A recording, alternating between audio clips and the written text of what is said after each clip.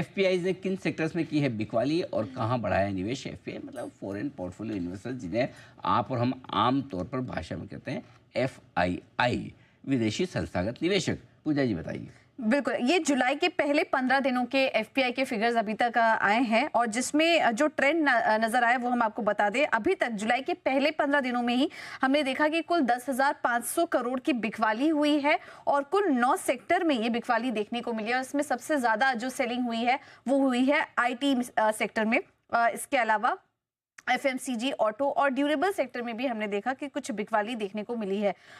Information technology में एक interesting trend ये निकल कर आया कि जून 2025 में जब नतीजे आने वाले थे उसके पहले ही काफी अच्छी खरीदारी हुई है। इनफैक्ट 1166 करोड़ की खरीदारी एफपीआई करके गए थे, लेकिन फिर बाद में जब रिजल्ट सीजन शुरू हुआ और एक एक करके नंबर्स आए हैं तो वहां पर उसके बाद हमने देखा कि करीब करीब 5,470 करोड़ की बिकवाली एफपीआई करके गए।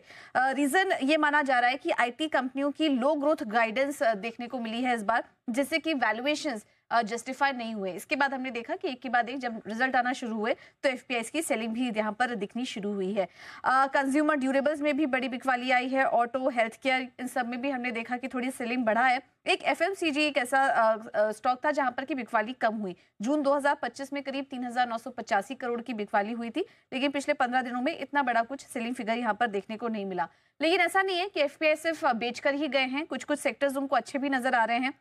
इसमें सबसे ज्यादा जो खरीदारी हुई है, इनफ्लो आया है, वो सर्विस सेक्टर में आया है। अगर जून 2025 पिछले महीने की बात करेंगे तो केवल 340 करोड़ की खरीदारी हुई थी यहाँ पर, लेकिन वो बढ़ के पिछले 15 दिनों में ही एफपीआई ने करीब 2,773 करोड़ की खरीदारी वो यहाँ पर करके गए। उसके बाद दूसरा जो सेक्टर था वो था मेटल्स एंड माइनिंग। ये अच्छा लग रहा है इनको, पिछले महीने बिकवाली हुई थी यहाँ पर, लेकिन इस महीने अच्छी खरीदारी इधर भी देखने को मिल रही है।